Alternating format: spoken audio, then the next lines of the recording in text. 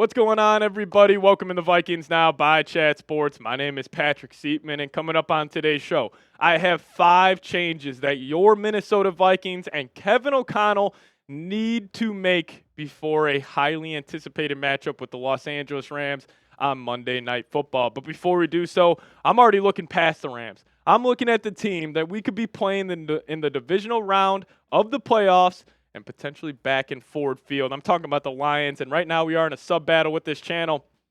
First off, we actually crossed over 50,000 subscribers. Thank you guys so much for that. That is an unbelievable milestone. But hey, we're still about 32,000 subscribers behind Lions Talk. So if you guys are new here and want to stay up to date around everything around your Minnesota Vikings, hit that sub button, and maybe we can catch Lions Talk by the divisional round. But let's dive into the 5 changes here. So number 1 for me, goal line execution. What was the biggest reason why the Vikings lost to the Lions? Well, they couldn't execute on the goal line, and I got some telling stats for you guys. First off, Ben Gessling coming in here, great beat reporter for the Minnesota Vikings. Give him a follow on Twitter if you haven't already. But listen to this. According to Sports Info Solutions, Vikings running backs have been hit at the line on 72.2% of their runs inside the opponent's 10-yard line. That's the highest rate in the league. So in the deeper red zone, 10 and within, goal-to-go situations, when the Vikings run the football, their running backs are hit at the line of scrimmage on 72.2% of the runs. And everybody was saying after the Lions game, why isn't Kevin O'Connell running the football at the goal line? They can't. They have to have Sam Darnold go out there and execute. Even looking at this, Vikes, goal-to-go rushing situations, EPA, 31st. Yards per rush, 31st. Yards before contact, 30th. Rushing success rate, 31st. They just can't get any interior push. And I think it starts with the left guard, center, right guard combination that we have that has never been good over the last 10 years in Minnesota. Honestly, dating back till probably 15 years ago, 2009, when they made the NFC Championship game. But they can't run the ball on the goal line. But one guy I think that could possibly change this.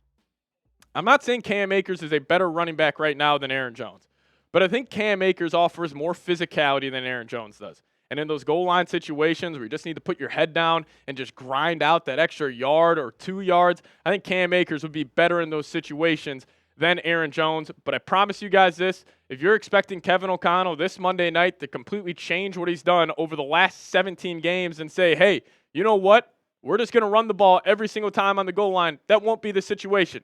He is still going to put all the success and all the execution on the right arm of Sam Darnold. I promise you that. So, for people saying we got to run the ball more, I hear you, but they haven't been able to do so all season. And number 2 for me, I think Aaron Glenn exposed the Vikings offense in their inability to dink and dunk their way up the field. And how do you combat that? You got to add a quick passing game. And the Lions, little chat stats for you guys here, they sent a single game high 14-0 blitzes on Sunday night. That was the most out of any team in the National Football League. The Lions did that against the Vikings offense. And I thought what was so crazy is that the Lions pretty much said, we'll bring the house every play, and we will leave our DBs one-on-one with your receivers, because they knew Kevin O'Connell.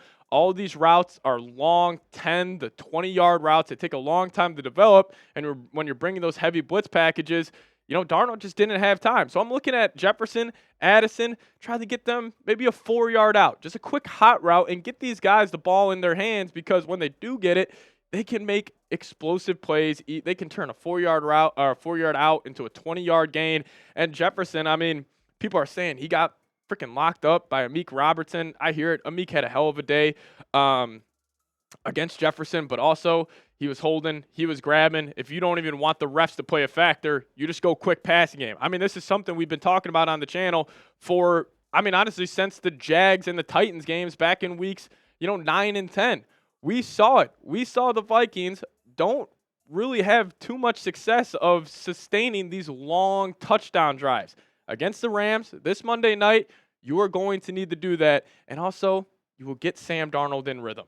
You will get him some easy looks. Because I think Darnold, he kind of reminds me of a basketball player where if they see their first couple of threes go down, they're seeing back iron for the rest of the game. But it's also on the other hand of it, where if Sam Darnold misses his first couple of passes, he could go completely, pumpkin mode like we saw Sunday night, and he just starts sailing everything. So adding a quick pass game, that's number 2 for me. And then number 3, more commitment to the run. And I'm not saying on, goal line situations. I'm just talking about in general because, I feel like we talk about all the weapons that the Vikings have, Hawk, Addison, Jefferson.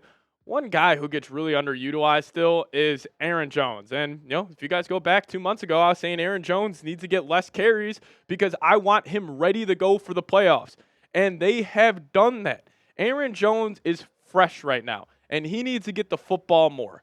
He's just too good of a playmaker to not do that. I mean, he can get it done in the pass-catching game as well. I mean, over 400 yards through the air, over 1,100 yards on the ground. He's had a great season. And plus, I was thinking about this.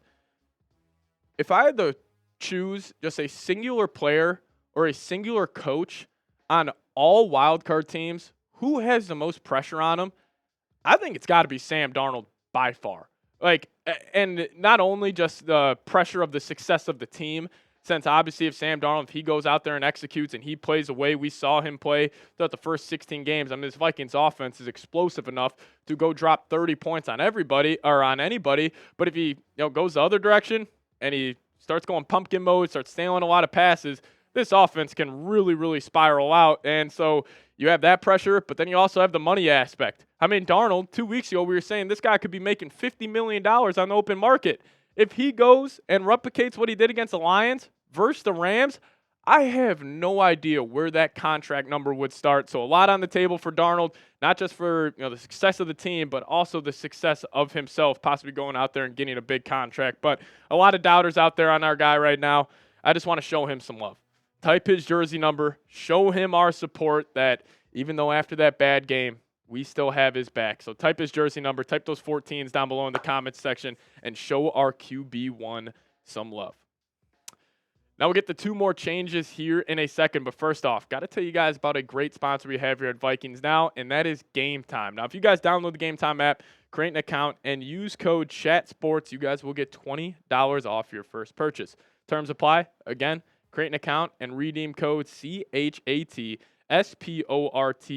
for $20 off. Now, Game Time has a sweet new feature called Game Time Picks that makes getting tickets for your events even easier. Game Time Picks filters out the fluff to show you only incredible deals on great seats so you don't have to waste time searching through thousands of tickets to find the best value. And if you guys see tickets for the Vikings-Rams game in Los Angeles, they are expensive. So if you guys are trying to make the trip out west and you guys want to get $20 off, here's your chance to do so. Just download that Game Time app, plug in that promo code CHATSPORTS, that's CHATSPORTS for $20 off. And also Game Time, they have a sweet feature where it gets you a panoramic view from your seat in the app before you even buy, so you guys can know exactly what you will be looking at whatever event it may be. Could be a Vikings game, Wild game, Timberwolves game, any event that requires buying a ticket. I promise you Game Time has it. So take the guesswork out of buying tickets with Game Time.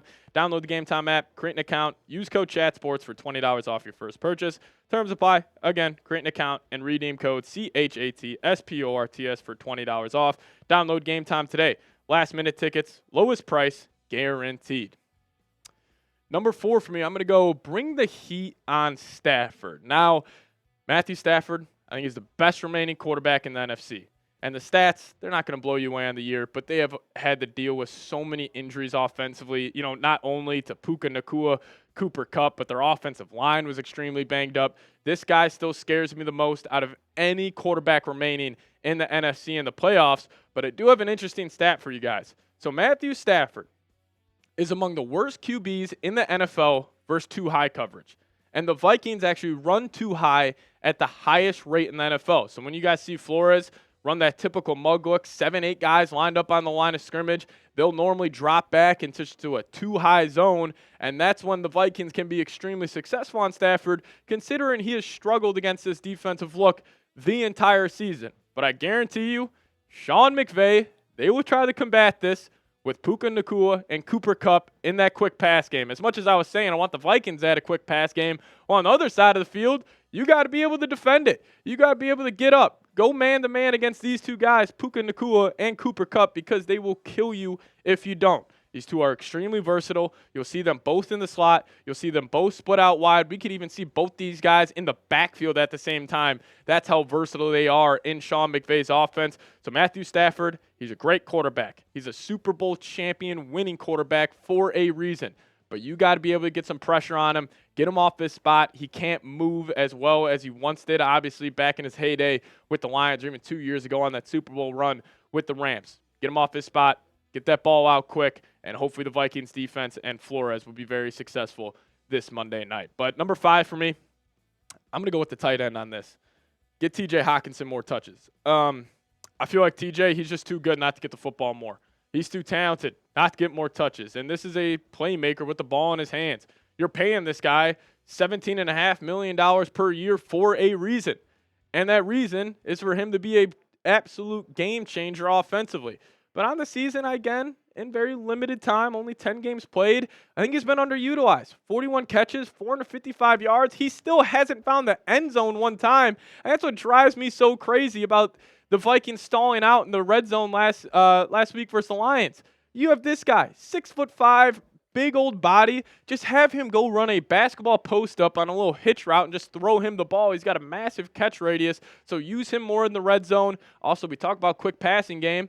What about TJ Hockinson? He's a guy, super smooth, running routes. He can create, separation in a phone booth here, but he's just too good not to get the football more. And, Frank, I just think he needs a bounce-back game for his confidence. He needs to start reminding himself that he is a top 5 tight end in the National Football League, or else the Vikings, their season could be over Tuesday or Monday night if they don't do these 5 things. So goal line execution, add a quick pass game, more commitment to the run, bring the heat on Stafford, and get your tight end the football more. And I think the Vikings should be all set Monday night versus Los Angeles. But hey, if you guys made it to the end, give me a SKOL down below in the comment section. We'll use this as a real one roll call. Really appreciate all the real ones who watch this entire thing. So give me a SKOL down below. And also make sure you guys are subscribed to the channel and following me on Twitter. That's a handle right there, @PatSieps. Give me a follow over there. I'll give you guys a follow right back. But thank you guys so much for watching today's show. As always, SKOL Vikes.